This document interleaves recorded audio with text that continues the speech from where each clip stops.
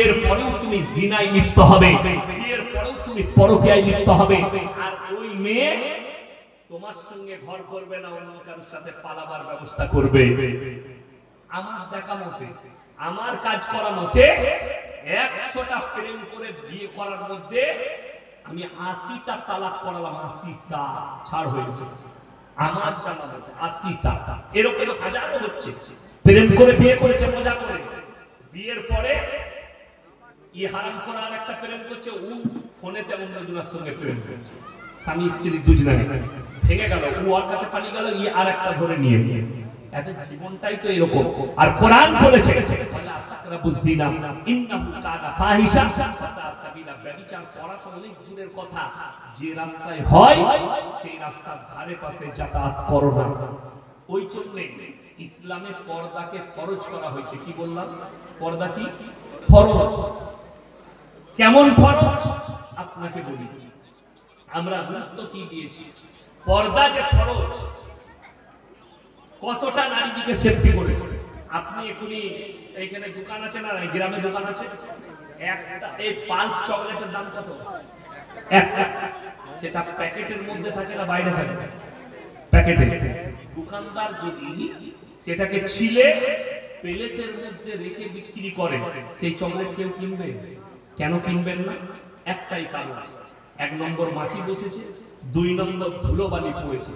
এই চকলেট খেলে আমার পেটের ক্ষতি হতে পারে, পয়জন হতে পারে। তুমি 1 টাকা একটা পালস চকলেটের ইজ্জত বুঝতে পারলে, নিজের বেটির ইজ্জত বুঝতে পারলে না, নিজের প্রেমের ইজ্জত বুঝতে পারলে না, নিজের মায়ের ইজ্জত বুঝতে পারলে না, নিজের বিবির ইজ্জত তুমি বুঝতে পারলে না। একটা কলা, কোন ফলওয়ালা যদি কলাটাকে ছিলে বিক্রি করে, সেই কলার আপনি কিনবেন না। কেন? কলার ইজ্জত নষ্ট হয়ে গেছে। তুমি কলার ইজ্জত বুঝলে, নিজের বিবির ইজ্জত বুঝলে না। 1400 বছর আগে নবীজি বললেন পর্দাকে ফরজ করা হয়েছে। প্রত্যেকটা নারীর জন্য পর্দা ফরজ। আমার বন্ধুগণ, আমার ভাই যারা যুবক আছে তারা ভালো করে শুনুন। আপনার এখানে পুকুর আছে না? এটা পুকুর মনে হচ্ছে, পুকুর। আচ্ছা, এই পুকুরে উজু করা যাবে না? যাবে না? উজু করা যাবে। অনেকজন উজু করে, ঈদে বকরা ঈদে জুম্মায়। গোসল করা যাবে না? যাবে না? গোসল করা যাবে। এখন আপনি গোসল করছেন, উজু করছেন, আচ্ছা এই পুকুরে পানিটা পান করা যাবে? কথা বলা না? পান করি আমরা? করি না। আপনি ইউজ করবেন কিন্তু পান করবেন না, ব্যবহার করবেন কিন্তু পান করবেন না। হে আমার যুবক, তুমি নিজের যৌবনটা দিয়ে একটা পতিতালয়ের নারীর কাছে খরচ করছো, তার সাথে মিলামিশা করছো, তাকে ব্যবহার করছো। যদি তোমাকে বলা হয় তুমি যার সঙ্গে মিলামিশা করলে একে তুমি বিবি রূপে গ্রহণ করো, তখন তুমি কিন্তু আর রাজি হবে না, তাকে বিবি রূপে আমি গ্রহণ করব না। তুমি খালি ইউজ করবে, ব্যবহার করবে, তাকে গ্রহণ করবে না। যেমন তুমি পুকুরের পানি গোসল তো করো, উজু তো করো, ব্যবহার করো, তুমি কিন্তু পান করো না। সেম টু সেম তুমি একটা নারীর শরীরকে ভোগ করবে, তাকে বিবি রূপে তুমি গ্রহণ করবে না। আমার মা আর বোন শুনে রে, এই দেশটাই দেশে আমরা বাস করছি, এই দেশটার নাম হচ্ছে সেকুলার দেশ, হিন্দুস্তান। তাহলে হারাম। এখানে পুলিশের ব্যবস্থা আছে, কানুন আছে, আদালত আছে। ইসলামী শরিয়া যদি থাকে কোন দেশে, ইসলামের যদি শরীয়ত থাকে, ইসলামী শরিয়া যদি লাগু থাকে, কোন বিবাহিত মেয়ে আর বিবাহিত পুরুষ এরা যদি পরকীয়া করে, ইসলাম বলছে জনসমক্ষে নিয়ে এসে অর্ধেকটা পুঁতে পাথর মেরে তাকে হত্যা করতে হবে। শুধু তাই নয়, কেউ যদি ধর্ষণ করে তাকে খেপা কুকুর লাগিয়ে খাইয়ে দাও, তা না হলে তাকে পাথর মেরে হত্যা করে দাও। আমার বন্ধুগণ, আমার মায়েরা ভালো করে শুনবেন। ইমাম বুখারী রাহমাতুল্লাহ আলাইহি বুখারী শরীফের ব্যাখ্যা এনেছেন যে ওই মহিলাটাকেও পাথর মেরে হত্যা করতে হবে যে মেয়েটা পর পুরুষের সামনে, বাজারে, রাস্তাঘাটে নিজের বুক বার করে, পেট বার করে, চুল বার করে নিজের যৌবনকে দেখিয়ে পর পুরুষকে যারা উত্তেজিত করে, ইমাম বুখারী রাহমাতুল্লাহ আলাইহি লিখছেন ইসলামী শরিয়ায় এই মেয়েটাকেও পাথর মেরে হত্যা করে দিতে হবে। আপনি একবার ভেবে দেখুন, যদি ইমাম বুখারী রাহমাতুল্লাহ আলাইহিকে মানেন, অথচ আমরা শরীয়তে জানি কোরআনের পরে পরেই সবথেকে উঁচু স্থান আছে বুখারী শরীফে। ইমাম বুখারী রাহমাতুল্লাহ আলাইহি যদি মহব্বত করেন, আল্লাহর রাসূলকে যদি মহব্বত করেন, আল্লাহর হাবিবকে যদি মহব্বত করেন, আপনার বিটি বেপরদায় বেরুলে আপনার গায়ের লোম দাঁড়াবে, আপনার অন্তর কাঁদবে, আপনি ভয় খাবেন এই বিটি আমাকে জাহান্নামে নিয়ে যাবে। আপনি সঙ্গে সঙ্গে প্রতিবাদ করুন।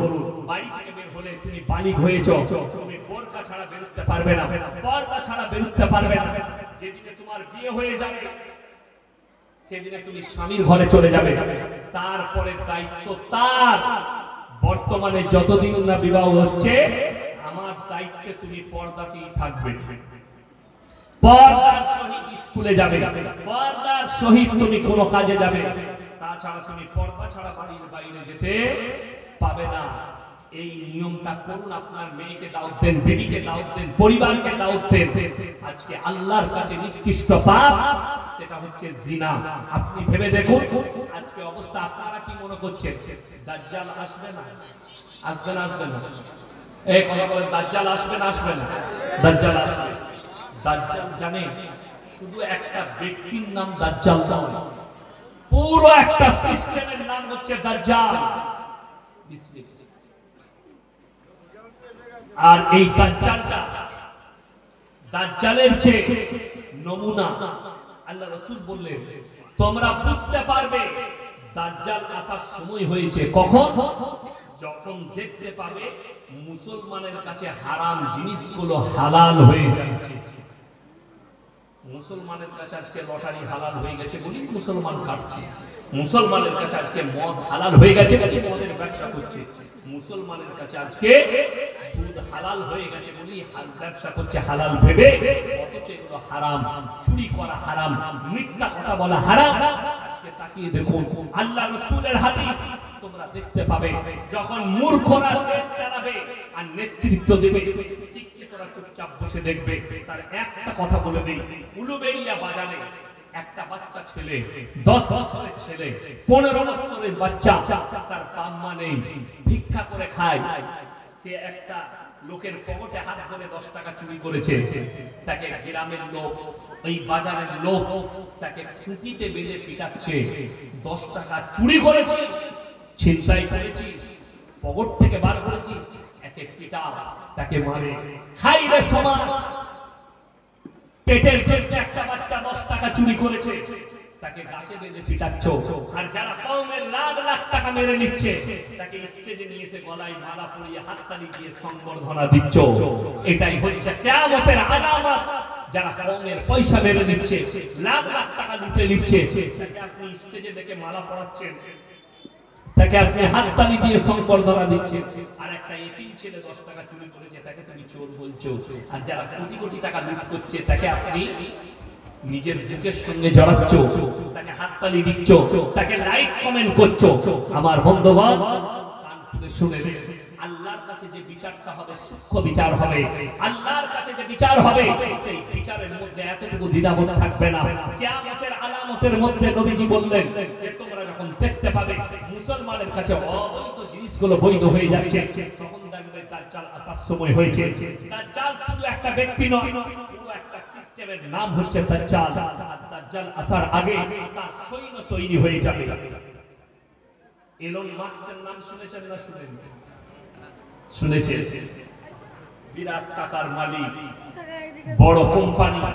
সে এলান করেছে 2026 সালে পৃথিবীতে 1 কোটি নারী পুরুষের বীর্য সংগ্রহ করবে এবং তার একটা বড় ল্যাব তৈরি হচ্ছে। সেই ল্যাবের ভেতরে সেই বাচ্চাগুলো জন্ম নেবে, সেইগুলোই হবে তার পার্সোনাল ফোর্স। আগামী দিনে এলান করে দিয়েছে এলন মাস্ক যে আমি আমেরিকায় প্রেসিডেন্ট পদে লড়াই করব। এই ডোনাল্ড ট্রাম্প কিছুই নয়, দাজ্জালের আসল সৈন্য তো তারাই তৈরি হবে, সেইগুলো। আর আপনার আমার ঘরে সন্তানরা একটা সিস্টেম কেন 2026 সালের পরে বৈজ্ঞানিকরা বলছে মানুষের আয়ত্তে আর এই মোবাইল থাকবে না, মোবাইলের আয়ত্তে মানুষ চলে যাবে। এই মোবাইলটার দাম 40,000 টাকা, ওপো মনে হয়, ওপো আমাকে একজন গিফট করেছে। যাই হোক, এই মোবাইলটা যখন নিলাম আমাকে বলল হুজুর এইগুলোর ভেতরে এমন সিস্টেম আছে, আপনি ইউটিউবে যাবেন, যে ভিডিওটা ভাববেন আপনার চোখের সামনে আসবে। তার মানে কি বুঝতে পারছেন? এই মোবাইল আমার ব্রেনকে কিন্তু ক্যাপচার করছে। কথাটা বুঝতে পেরেছেন না? পারেন? তবেই তো আমার ব্রেনের কথা তার কাছে পৌঁছাচ্ছে, সে ক্যাপচার করছে। আমি নাই করে 20 থেকে 25 বার পরীক্ষা করেছি, আমি যে ভিডিওটা ভেবেছি সেটাই চলে এসেছে।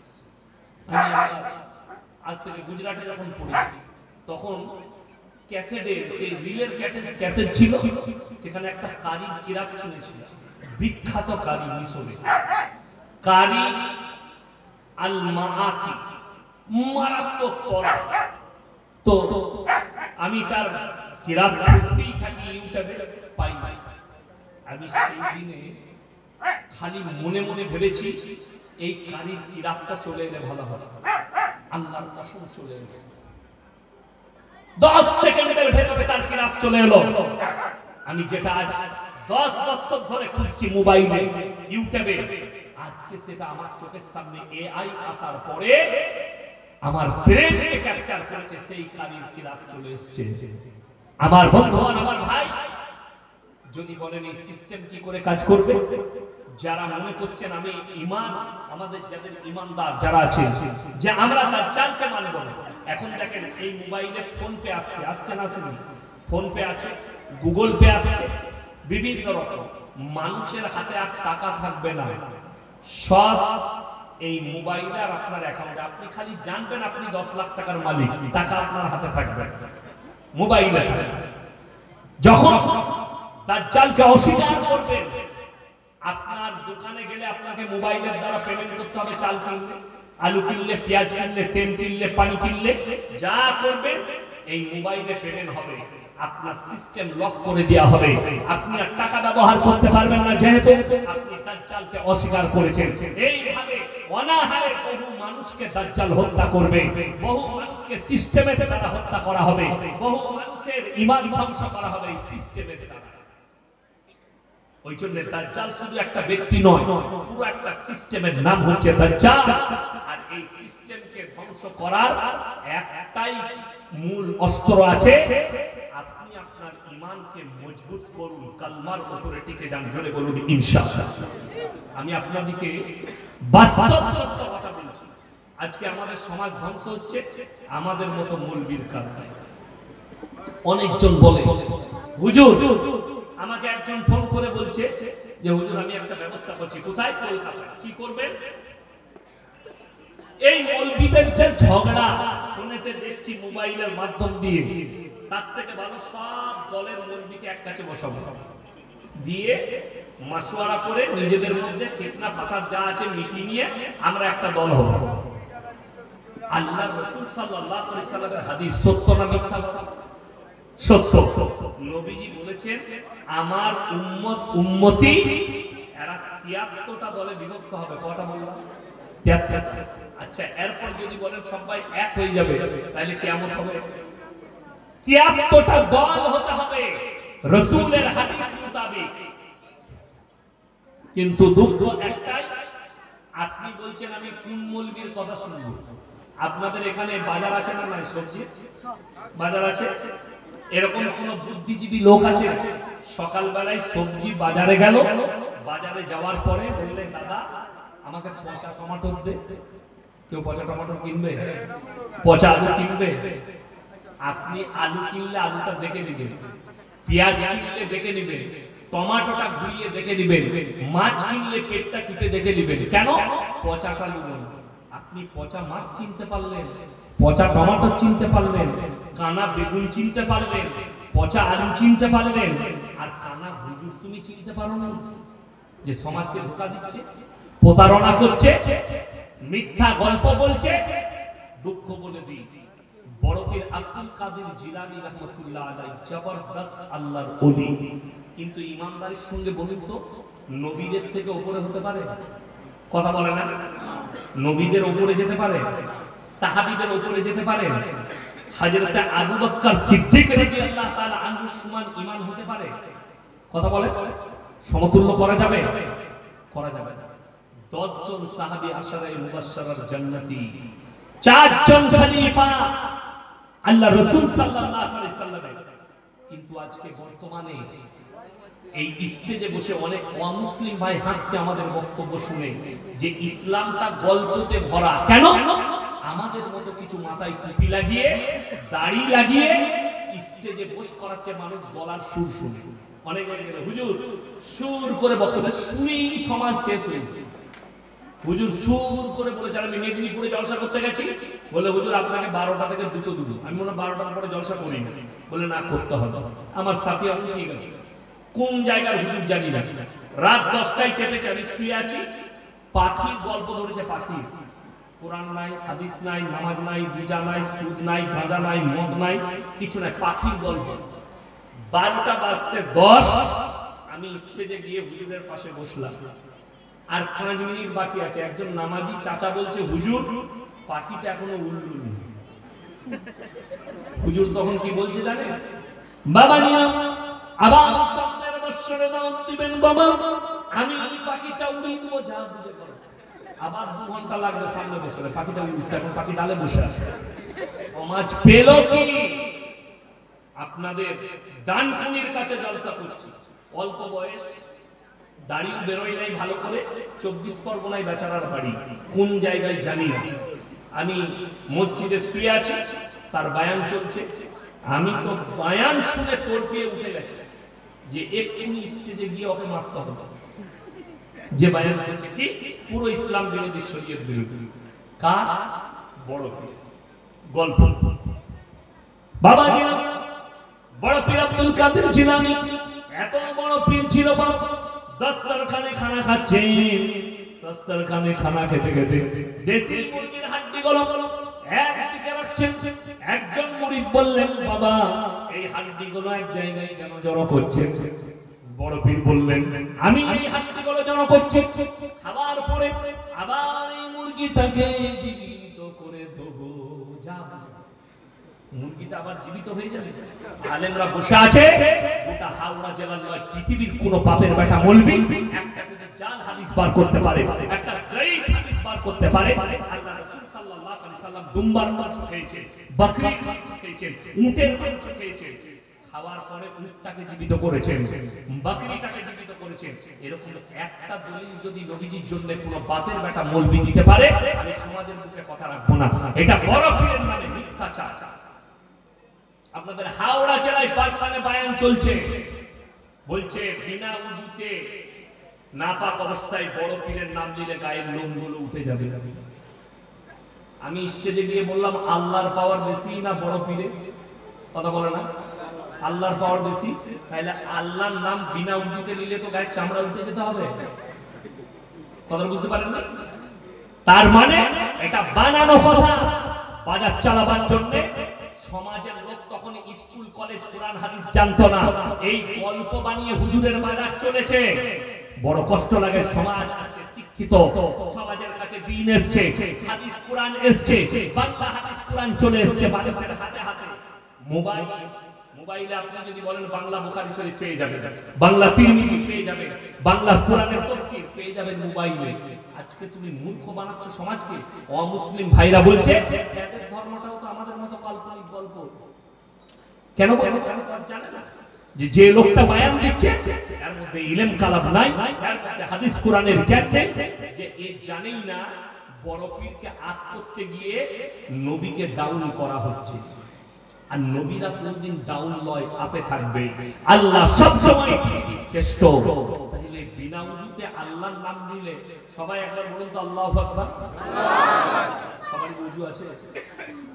আমার নাই। আপনার উযু আছে? নাই। তাহলে গায়ের লোম উঠে গেল আমাদের। দেখুন তো গায়ের লোমগুলো উঠলো নাকি? আশ্চর্য কথা। তার মানে এটা বানানো, মিথ্যা। শুধু তাই নয়, সেদিনে দিনাজপুর ইসলামপুর, উত্তর দিনাজপুর ইসলামপুর চোপড়া বলে একটা জায়গা আমি গিয়েছিলাম জলসা করতে। তার 3 দিন আগে উত্তরপ্রদেশের একজন বক্তা এইরকম মোটা পাগড়ি পরে সে কি বায়ান করছে জানেন সমাজকে? कि बड़ पीर আব্দুল কাদের জিলানী रहमतुल्लाह अलैह এত বড় পীর ছিলেন, তিনি কাবা ঘর তওয়াফ করতে যেতেন না, কাবা ঘর তিনার ঘরে আসতো তওয়াফ করতে। নাউজুবিল্লাহ বলে, নাউজুবিল্লাহ বলে। এই কথাটার উপরে বিশ্বাস আর আকীদা আনলে ঈমান ধ্বংস হয়ে যাবে। আজকের দিনে বড় পীর আব্দুল কাদের জিলানী रहमतुल्लाह अलैह জীবিত থাকলে এই সিন্নিখোর কটাকে কাফের ফতোয়া দিত এই গল্প বানানোর কারণে।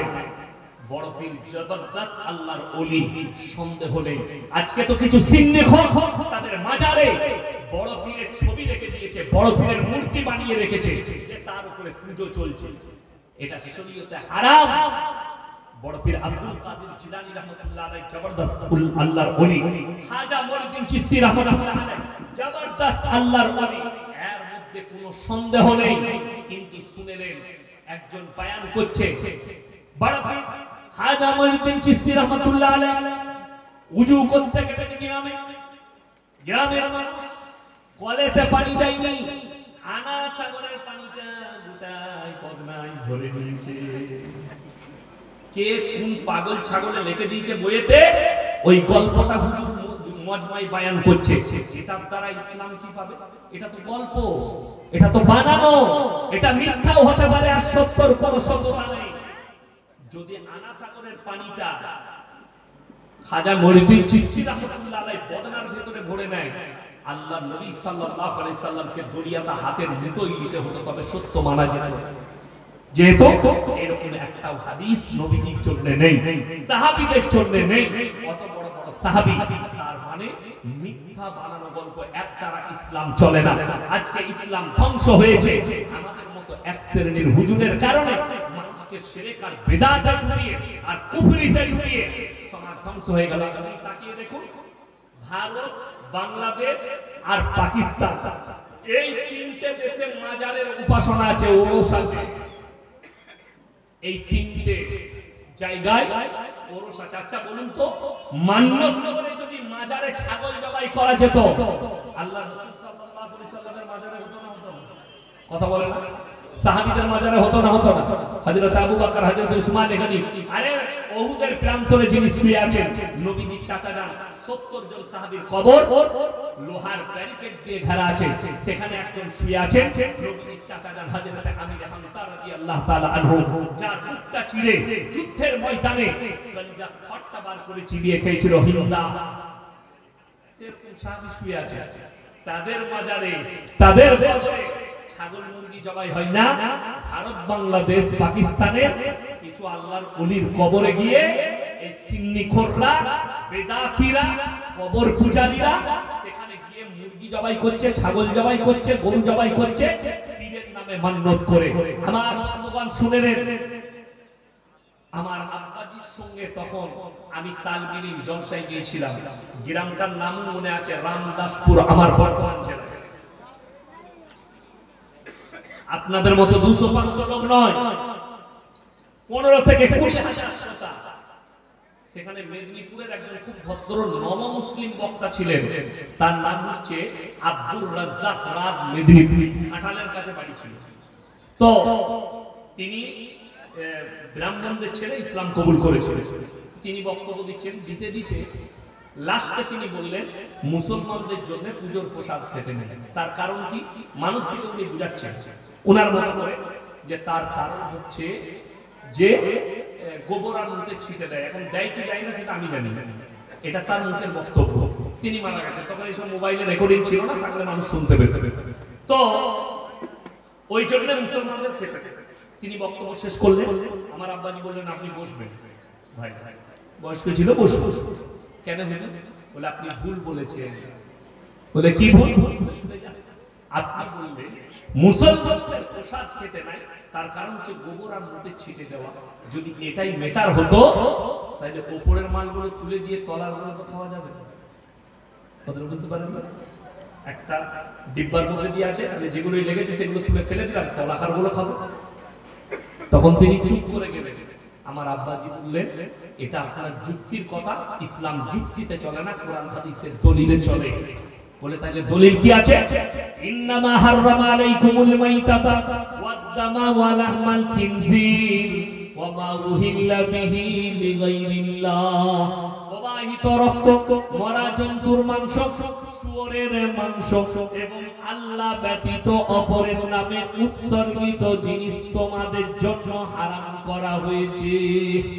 আল্লাহ ছাড়া ঠাকুরের নামে উৎসর্গ করা হয়েছে, আল্লাহ ছাড়া পীরের নামে মান্যত, আল্লাহ ছাড়া গাছের নামে মান্যত, আল্লাহ ছাড়া দাতার নামে মান্যত, আল্লাহ ছাড়া বাবার নামে মান্যত, যার কারণে আল্লাহ হারাম করলেন। এই মাংসগুলো শুয়োরের মাংস, প্রবাহিত রক্ত, মরা জন্তুর মাংস, এইগুলো সব হারাম। ওই জন্য আমার ভাই, আপনার মন গেছে খাওয়াবেন গরিবকে, এতিমকে খাওয়ান। আমাদের দেশের লোক, ঘরের পাশে চাচি আছে, চাচি গরিব মানুষ, চাচির গায়ে শীতকালে একটা চাদর নেই যে ঠান্ডাটা কাটাবে ঢাকা দিয়ে, হারাম করে চাচিকে চাদর কিনে দেয় না, পাথর চাপিয়ে দিয়ে চাদর চাপিয়ে আসছে। তোর বাবাকে ঠান্ডা লাগেনি, খাজা বাবার চাদরের প্রয়োজন নেই, তোর বাড়ির পাশে তোর খালার প্রয়োজন আছে, তোর চাচির প্রয়োজন আছে, তাকে একটা চাদর কিনে দে, আল্লাহ রাজি হয়ে যাবে, কিয়ামতের দিনটা তোর আসান হবে, জান্নাতটা আসান হবে। আমার বন্ধুগণ, আমার ভাই, কোরআনে আছে, অনেকজন মনে করে এখানে কি বলে, আমি আজমির গিয়েছিলাম 100টা ফকির খাইয়েছি, তুই 100টা জুতো খাবি কবর। আমি বলে যাচ্ছি, যদি বলেন কেন, কোরআনের দলিল শুনেলে, ওয়া আতিদাল কুরবা হাক্কাহু আল মিসকিন ওয়া ইবনাস সাবিলি ওয়া লা তুবাদ্দির তাবদীরা। তিনটে ব্যক্তির দোয়া আল্লাহ সঙ্গে সঙ্গে কবুল করেন, জোরে বলুন সুবহানাল্লাহ। কে কে শুনেলেন? ওয়া আতিদাল কুরবা, কাছের গরীব যদি তোমার কাছে হাত পাতে, তার হাতকে জীবনে ফিরিও না। তোমার পাশের গরীব, নবীজির হাদিসে আছে, তোমরা তোমার বাড়ির দেওয়ালটাকে এত উঁচু করো না যে পাশের গরিবের আর গরিবিটা না দেখতে পাও। রাতের বেলায় যদি আপনার পাশে গরিব বাস করে আর আপনি যদি খানা খেয়ে শুয়ে পড়েন আর তার যদি খোঁজ না নেন যে তার বাড়িতে চুলা জ্বললো কিনা, ভাত হলো কিনা, অথচ আপনার বাড়িতে ভাত বেঁচে গেছে, তরকারি বেঁচে গেছে, ফ্রিজে বিক্রি করেছে, কিন্তু পাশের গরিবকে দেয়নি, জেনে রেখে দেবেন আপনার নামাজ ব্যর্থ, আপনার দুনিয়া করা আল্লাহর কাছে আল্লাহর জন্য ব্যর্থ, আপনার এই দুনিয়া করার কোনো কাজ লাভ হয়নি। এটাই রাসূলের হাদিস। খোঁজলাম, আমার আব্বাজি একবার শোনাচ্ছিলেন, আমি যখন এই পুরসা গ্রামের ইমাম ছিলাম, আমার এমন মুক্তাদি ছিল যে ফজরের নামাজ পড়ে আগে দেখবেন মানুষরা, আমাদের মা দাদিরা খড়ে রান্না করতো, মা দাদিরা, ঠিক বলি না, খড় থাকতো, খড়ে রান্না, তো চুলায় পা ভরে ভরে দেখতো, যার চুলাতে আগুন থাকতো বুঝতে পারতো রাত্রিতে আর বাড়িতে রান্না হয়েছে, যার চুলাতে আগুন থাকতো না বুঝতে পারতো রাত্রিতে এরা খাইনি, ওপর শুয়ে গেছে। বাজার করে চাল ডাল নিয়ে, সবকিছু নিয়ে তারা উঠার আগে তাদের দরজায় নামিয়ে দিয়ে পালিয়ে যেত, যেন বুঝতে না পারে কোন ব্যক্তি নামিয়ে দিয়ে গেল, জোরে বলুন সুবহানাল্লাহ। আর আজকের দিনে ঘুরিয়ে নিয়ে পালিয়ে যাবে, ঠিক বলো, ঘুরিয়ে নিয়ে পালিয়ে যাবে, দিয়া তো অনেক দূরের কথা। আমার বন্ধুগণ শুনলেন, আমি এই রানীহাটির কাছে জলসা করেছিলাম, কি বলেছিলাম জানেন তো, এই বন্ধন লোন গরুগুলো যে গরিবরা নিচ্ছে, সেই গরিবরা একা পাপী হবে না, সেই গ্রামের যতগুলো ধনী থাকবে তারাও পাপী হবে। যদি বলেন কেন, তুমি যাকাত হিসেব করে দাওনি, তুমি যদি যাকাত দিতে, গ্রামে একজন বড় লোক আছে কোটিপতি, সে এলান করলো বছরে আমার 2.5 লাখ টাকা যাকাত বেরোয়, তো গ্রামে কার মেয়ের বিয়ে হচ্ছে, বছরে একটা করে মেয়ের বিয়ে আমি 2.5 লাখ টাকা দিয়ে দেব। আপনি বলুন, একজন ইন্তেজারে থাকবে, নামটা লিখিয়ে দিল যে ভাই এই বছরে আমার সামনে বছরে মেয়ের বিয়ে দেবো, তো 2.5 লাখ টাকাটা আমাকে দিয়ে নিন আমার বিটির বিয়েতে, তো সে ইন্তেজারে রইল যে এই লোকটা দিবে, সেই লোকটা সুদের উপরে টাকা নেবে, আপনি দিচ্ছেন না বলে তাকে দিতে হচ্ছে। ওই জন্য রাসূলের হাদিস, আপনি যদি 1 টাকা দান করতে পারেন, কত টাকা বললাম, 1 টাকা, আপনি হাত পেতেছি, গরিব মানুষ, আপনার কাছের মানুষ, হাত পেতেছি, আপনি 1 টাকা দান করতে পারলে মনে মনে ভাববেন, আল্লাহ তুমি আমাকে দেনেওয়ালা বানিয়েছো, আমাকে হাত পাতনেওয়ালা বানাও। আপনি যদি ওই হাতটা যদি আপনার হতো, দেনেওয়ালা লোকটা যদি ও হতো, এইটুকু খালি নিজের ব্রেনকে জিজ্ঞেস করবেন, আপনার চোখ দিয়ে পানি পড়বে। আমি একবার বর্ধমানের বিগ বাজারে আমার একটা বন্ধুর জুসের দোকান ছিল, কারণ বশত পৌরসভা থেকে এখন ভেঙে দিয়েছে, একবারই বিগ বাজারের পাশে। আমি কোনো কাজ না থাকলে কিংবা বর্তমানে দরকার থাকলে তার কাছে গিয়ে বসে জুস খেতাম। তো অনেক দেখবেন গরিবের ছেলে বর্তমানে ঘুরে বেড়ায় অনেক জায়গায় বাজারে। তো 4-5টা ছেলে এসছে, বাচ্চা বাচ্চা ছেলে, তো তারা টাকা চাইছে। আমি বললাম টাকা দেবো না, কি খাবি বল? বললে জুস খাব। সেখানে একজন স্বামী স্ত্রী ভদ্র মহিলা, জানি না কোন ধর্মের, দাঁড়িয়েছিল। তারা আমাকে বলছে আপনাদের মতো লোক এদের চরিত্র খারাপ করছে। আমি তাকে উত্তর দিলাম, এই বাচ্চাটা যদি তোমার মেয়ে হতো তুমি কি এই কথা বলতে পারতে?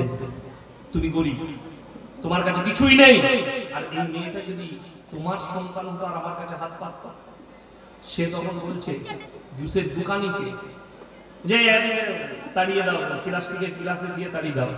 আমি বললাম টাকা আমি দিচ্ছি, তোকে ওই কাঁচের গ্লাসটাই দিতে হবে খদ্দের দিকে যে গ্লাসটাই দিচ্ছিস, আমি তোকে 1 টাকা কম দেবো না।